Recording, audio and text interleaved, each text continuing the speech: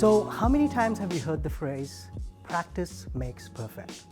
I mean, everyone at some point who's senior to me has said that to me, and you probably heard it a lot of times. But what does that truly mean? So in this video, we're going to talk about how practice makes perfect, but how perseverance and optimization is an important part of that whole journey. Practice obviously is really important. I mean, practice is the actions that you take. But what about if you're taking actions and you keep taking the same actions again and again, and you keep receiving the same results? What should you do? You should obviously change the actions that you're taking. So analysis of the actions that you're taking is much more important, because in analyzing it, that's where the answers lie, right? And once you have the answers, then you can look at it and go, okay, how can I take the information that I'm getting from this feedback, from this analysis loop that I've created, and create a framework of how I can evolve and learn and grow. So if you look at perseverance and optimization, they're two very critical parts of the evolution process, of the learning and growing process. But what do they mean again? So perseverance gives you the resilience to continue on the path that you've set out to be on, right? And optimization is analysis of the learnings while you're on the path to optimize the way you can do it, either reaching from point A to point B in a faster way or in a different way.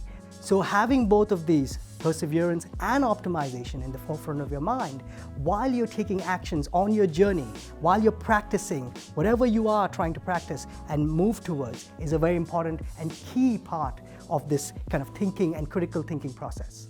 So the next part of your practice journey, or your learning and growing and evolving journey, is having failures. Most of us human beings are always afraid of failing.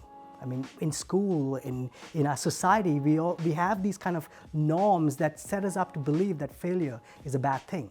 Most people who have been able to be successful and fulfilled and happy in their life are very, very comfortable with failure. In the analysis of your failure, you are learning from your own experience, not only the information, but the experience of the emotional aspect of going through that experience.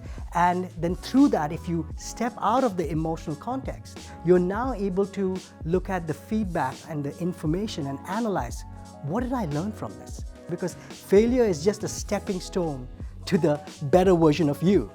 And if you are on a daily basis not competing with everyone else and all the situations, but just competing with yourself, and you and your goal and your outcome is to become better than what you were yesterday, better than what you were a month ago, better than what you were a year ago, now that's a champion's attitude. Through failure, you understand what your standards are, and then you understand how you can step up and create new standards for yourself. Because in failure is where the true learning lies. CMA Next. Find your path, find what's next.